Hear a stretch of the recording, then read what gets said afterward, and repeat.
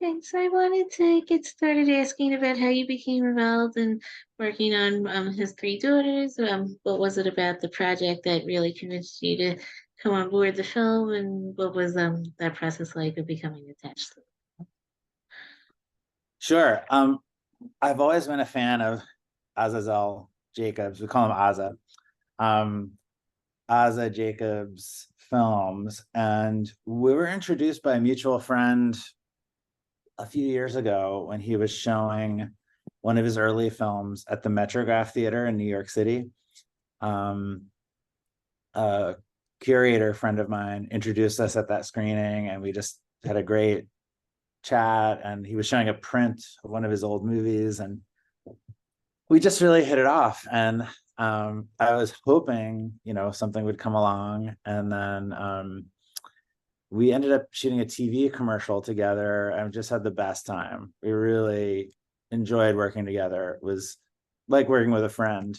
And not long after we did the commercial, he asked if we could go hang out one day, and we went to the park and got coffees, and he started telling me about this project, his three daughters, that it was a script he'd written that took place all in one apartment, mostly about three sisters caring for their ailing father, and that he wanted to shoot on 35 millimeter film with one camera, and to just have a very stripped down approach. And everything he said was, a dream. Like, it sounded like a dream project. And the more we talked, it was just, obvious this would be great if it can happen. And sure enough, he wrote it for Natasha Lyonne, who I've worked with on some other things, um, Elizabeth Olsen, and Carrie Coon, who I know a bit because I'd worked with her husband, Tracy Letts.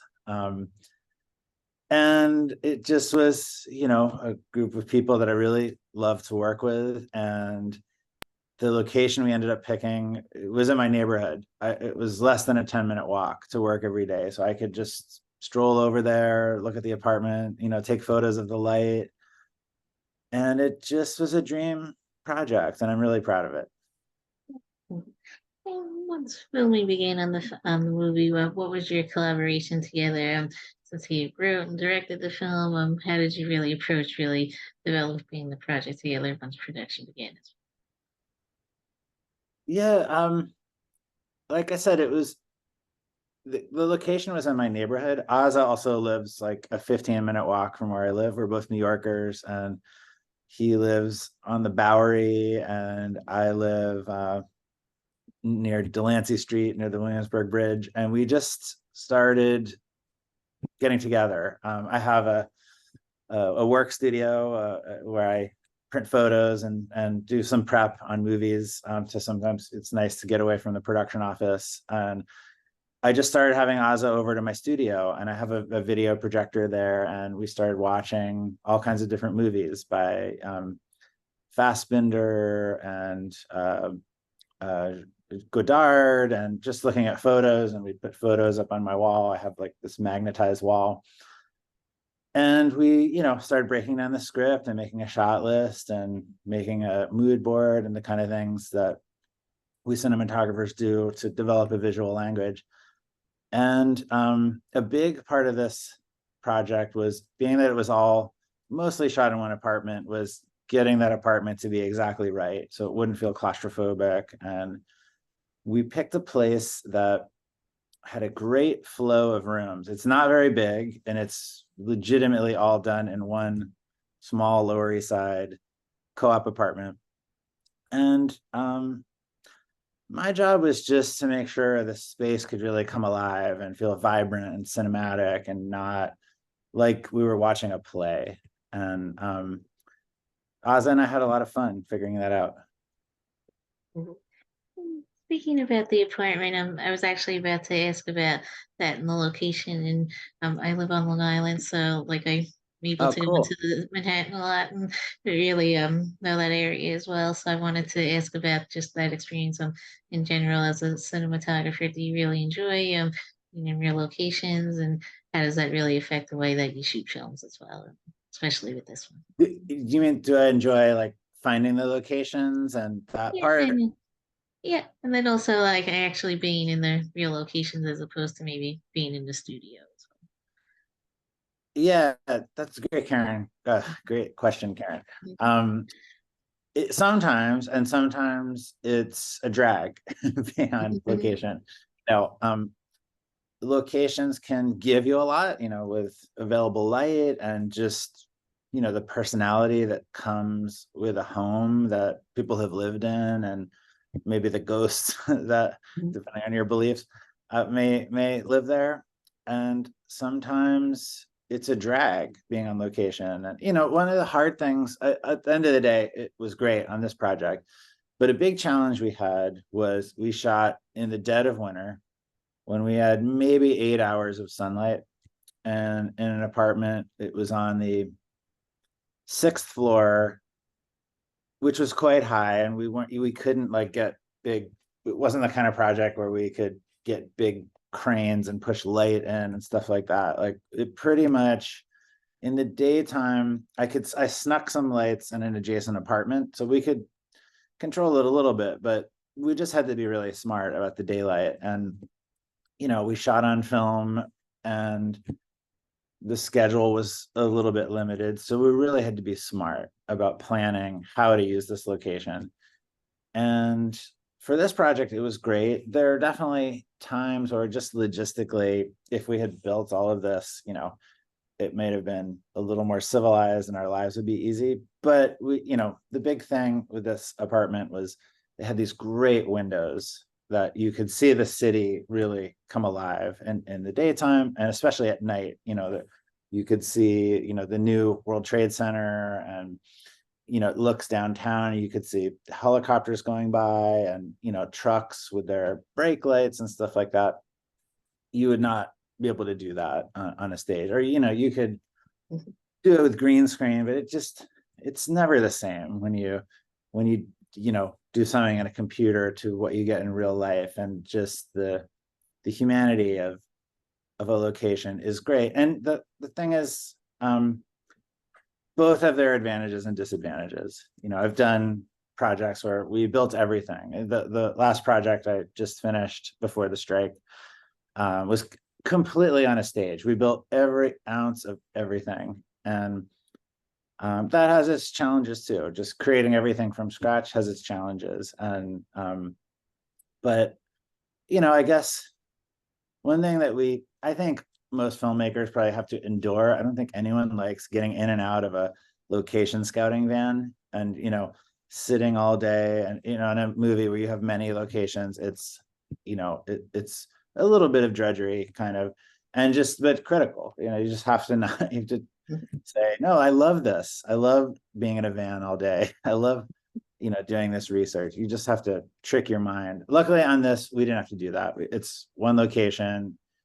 We looked at a lot of apartments, but once we found the apartment, we were done, and we could start prepping.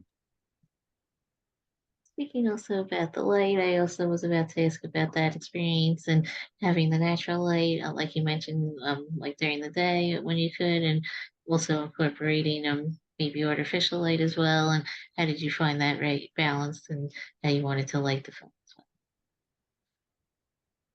as um I would say, yeah, the challenge was planning to get the most out of the available light, but it changed a lot. And throughout the day, daylight tends to change a lot. On a clear day where the sun is out, it changes every other minute. It shifts. It gets there. But because we used one camera on this movie, we shot film, and we don't have lots of intercutting angles like the way you would on sort of a traditional television show. We don't have like tons of close-ups and medium shots and wide shots. We tried as much as possible to just restrict the coverage, or the selection of shots. What's cool about the light changing is you see it change within a shot the way it does in life. That's a hard thing to predict. It's really hard to know what the sun is going to give to you on any given day. The most we can do is just test and do light studies, get usually someone from the locations department to take a photo in a room or outside every half hour, and you see what the sun is going to do over the course of a day. It's like an extremely meditative process for whoever is going to do it. And usually we cinematographers are like, we kind of need it from sunrise or half an hour before sunrise until half an hour after it gets completely dark, not sunset, but like an hour after sunset. So I always try and, buy a bottle of wine for whoever that person is. And then you go through and you look at all these photos, but it's still, you don't really know what the actual moving light is going to do until you see, like, are there clouds today? And, usually the gaffer will look up at the cloud and say, like, okay, we're going to get a pocket in a minute. Let's shoot right now. Stuff like that. So it's fun most of the time, scary some of the time, and you just try and prepare as much as you can to keep the scariness down and more fun and less scary. And like you mentioned earlier about the actresses in the film and having known Natasha as well before this film, and what was your collaboration with all three of them in general and getting to collaborate with them and really to figuring out how you wanted to visually film them throughout the production? It was so much fun. These actors are incredible. All three of them, equally incredible. Just, Aza really wrote it for them. He really wrote with these actors in mind. And there's also Jovan Adepo, who plays Natasha Lyonne's boyfriend, and he's in Babylon. Wonderful actor. And the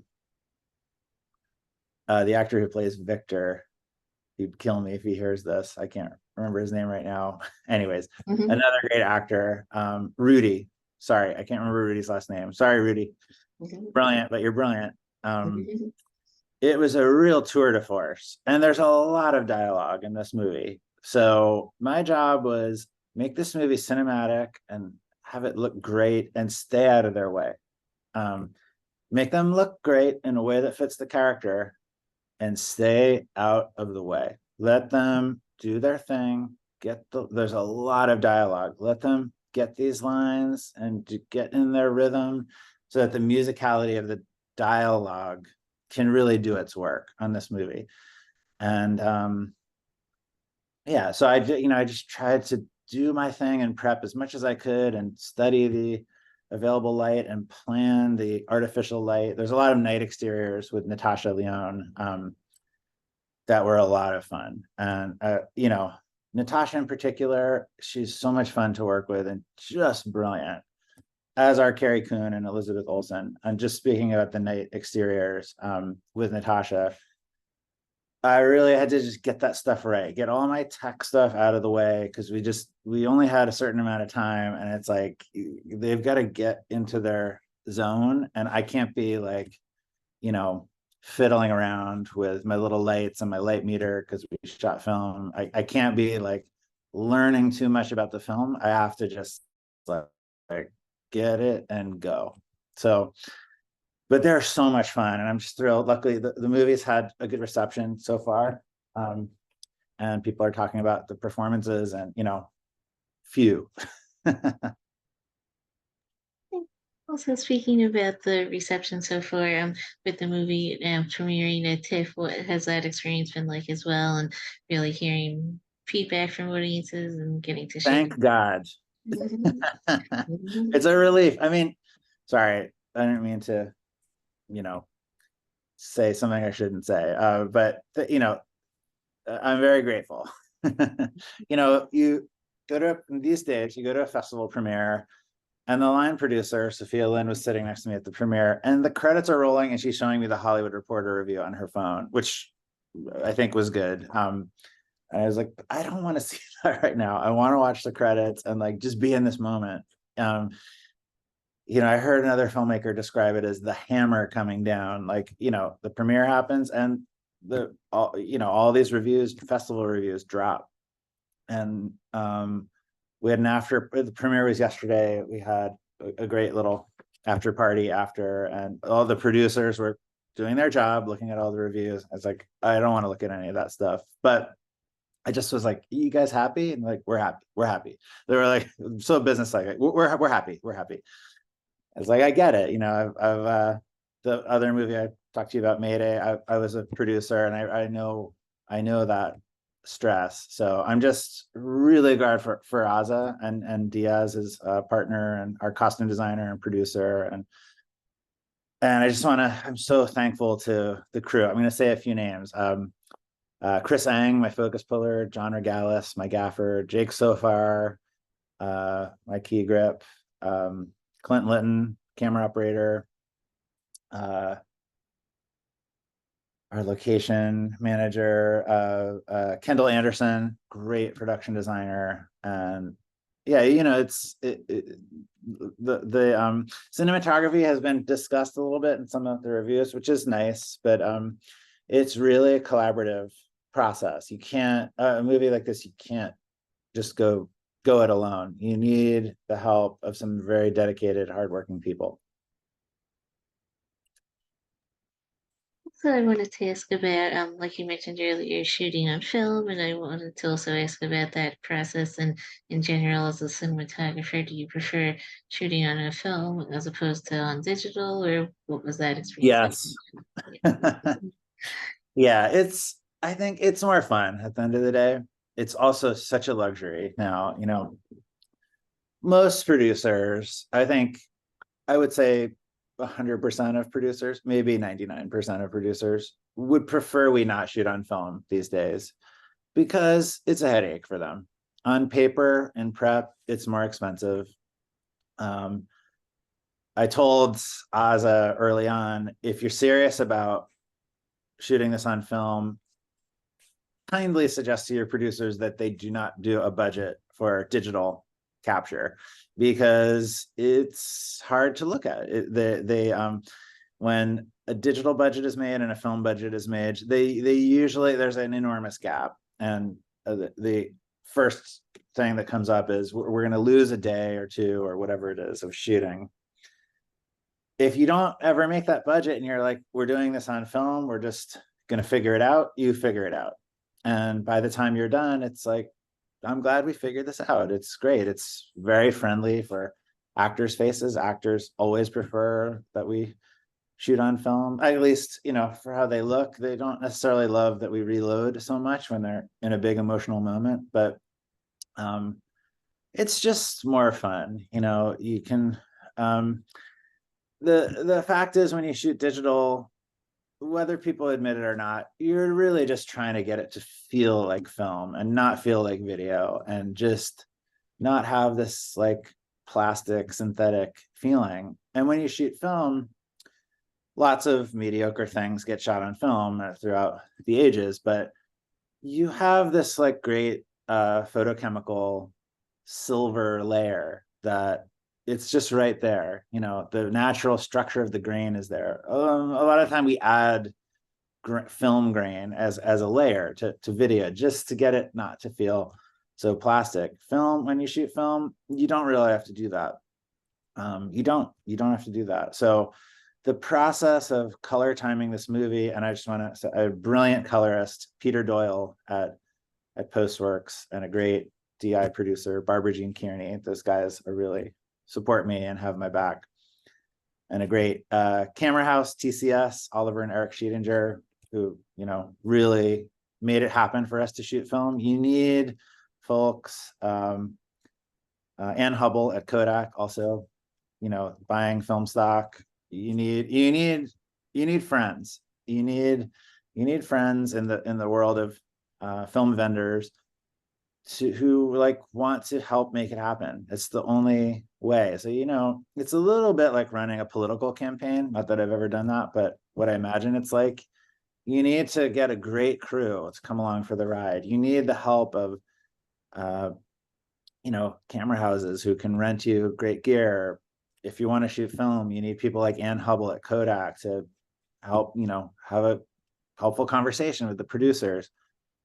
And if you're me, you just really need to have the will to make it work, to really have the image sing, and be beautiful, but just to have everything fit together and help the producers like keep it contained within the budget.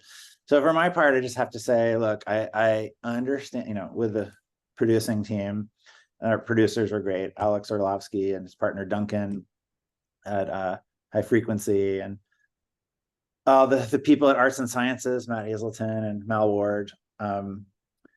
And any of those folks, I can say, like, you have my word, I will not rest until we figure out how to do this and get it to fit. I will do everything I possibly can not to have this spiral out of control, shooting film, I mean, and to keep, to make these days, to not go into overtime and lose the light. And so anyways, it takes, it takes a real collaboration amongst people who like working together and trust each other. And sometimes it's hard, we don't sleep as much as we should, shooting narrative feature films. And but anyways, I'm just thrilled for Aza Jacobs, couldn't this nice reception, I mean, couldn't happen to a better, more thoughtful and sweet director. Yeah. And while you were working with Oz on the film, did he also storyboard it at all, or did you mainly just go in and kind of decide on the day how you would shoot, or what was that process like? Maybe We didn't storyboard, but we had a very intricate shot list. So every single scene he and I went through and we're like, these are the setups we need. And then he edited the movie himself, and he made this really intense document. I've never seen anyone do this, where he took the shot list we made together, which was very painstakingly created, and he made a list of each scene. He's like, he would number the shots and then say, I'm going to cut from shot 1 to shot 2 here, then I'm going to cut to 4, then back to 3, then so every single scene had an edit, like an edit decision list, sort of like, after you do an edit, the editor can generate an edit decision list that has every single cut in the movie. Aza did that by hand in prep. So we weren't, I mean, we still were spontaneous on the day. You have to be, you can't like sit there and, follow a blueprint. But it helps everyone to really sort of figure out which way to face in the morning. And it helps just kind of situate the conversation with actors around how the blocking is going to be. But we didn't storyboard. We didn't actually draw out frames. This wasn't the kind of project where that made sense, because we had so many scenes in one apartment with 10 12 pages of dialogue, and it was like, storyboard didn't seem like the thing to do. It seemed more like, let's just list out the shots. And I would find we would sometimes photo board. I take it back, we would sometimes like scout, and I would use the Artemis app that my friend Nick Sadler created, and we would just kind of photo board to anticipate. And even then we weren't like studying that on the day, but we tried to do as much homework as we could without sort of over preparing, which you can over prepare sometimes and not, lose your objectivity. Yeah, I think that was mainly it, but thank you again for taking the time to speak I with love me. talking to you, Karen. It's great to see you. Where You do you live too. in Long Island? I live in Hicksville in Nassau County, so Oh, it's about like cool. 45 minutes on the train I into, like Hicksville. yeah, it's pretty good. Yeah, it's not too far, so I can get in and to the city whenever I have stuff going on in there, so it's pretty Awesome. good. Yeah. Well, hopefully someday we'll meet in person. Yeah. It's a pleasure talking to you. Yeah. You too. Thank you again. All right, take care. You Good too. luck. Thanks.